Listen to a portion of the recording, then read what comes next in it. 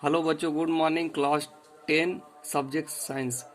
आज आप लोग को पादपों में जो परिवहन होता है, ट्रांसपोर्टेशन इन प्लांट, यानी कि किस प्रकार से होता है, पादपों में जो जल है, खनिज लवण है, किस प्रकार से पत्तियों में पहुंचता है, इसके विषय में आप लोग को आज बताएंगे।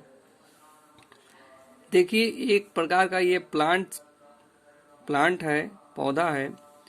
पौधे में पत्तियां होती हैं, तने होते हैं, जड़ होता है। तो यहाँ पे जड़ जो होता है वो भूमि के अंदर होता है,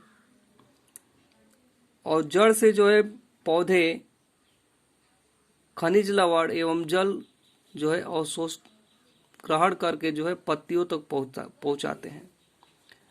और पत्तियों में प्रकाश संश्लेषण की क्रिया होती है और उसके द्वारा भोजन बनता है, और वह भोजन पुनः जो है पूरे पौधों के पूरे पार्ट्स तक, पूरी कोशिका तक पहुंचता है। इस प्रक्रिया को करने के लिए उत्तक होते हैं, जाइलम एवं फ्लोएम, यानी कि जल को जो पत्तियों तक पहुंचाने का कार्य करते हैं, खनिज लवण एवं जल को, तो जाइलम उत्तक के द्वारा होता है। और जब भोजन बन के तैयार हो जाते हैं और उन्हें पूरे पौधों के शरीर में पहुंचाने का कार्य जो है फ्लोएम उत्तक करते हैं। इन दोनों को जो है संवहन उत्तक भी बोलते हैं।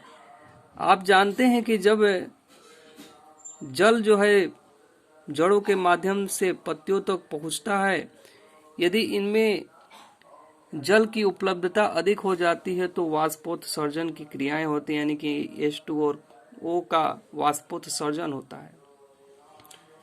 पत्तियों में रंध्र पाए जाते हैं और उस रंध्र के माध्यम से जल जो है बाहर निकल जाते हैं, उसको बोलते हैं हम वाष्पोत्सर्जन। तो जो वाष्पोत्सर्जन होता है पौधों के टेम्परेचर को बनाए रखने के लिए होता है।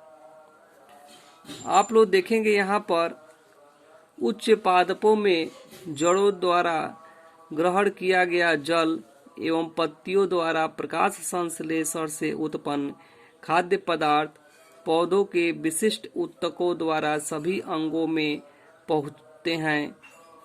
पौधों में जल एवं खाद्य पदार्थ का इस प्रकार पहुंचने की प्रक्रिया क्या कहलाती है?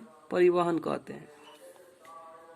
तो परिवहन के अंतर्गत जो है जड़ों के द्वारा जल एवं खनिज पदार्थ को ग्रहण करके पत्तियां भोजन बनाती हैं, और जो भोजन खाद्य पदार्थ तैयार होता है उसको उत्तकों के माध्यम से पौधों के सभी भागों में पहुंचता है। उसी को हम लोग कहते हैं परिवहन। और परिवहन के उपरांत जो है विसरण की क्रियाएं होती हैं, यानी कि डिफ्यूजन। पादपों में जल तथा खनिज पदार्थों का मृदा से अवशोषण विसरण द्वारा संपन्न होता है।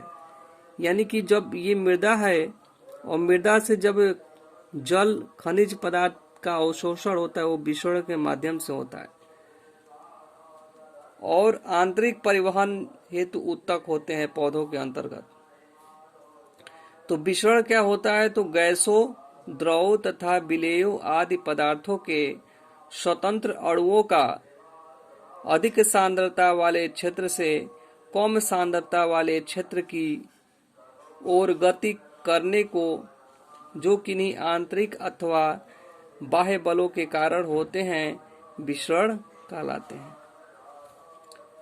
एग्जाम्पल आप लोग देखेंगे कि हवा का चलना, आंधी का आना, प्रकाश संश्लेषण की क्रिया में CO2 का वातावरण से लेना विसरण कहलाता है, और O2 का निकलना ये भी क्या कहलाता है? विसरण कहलाता है।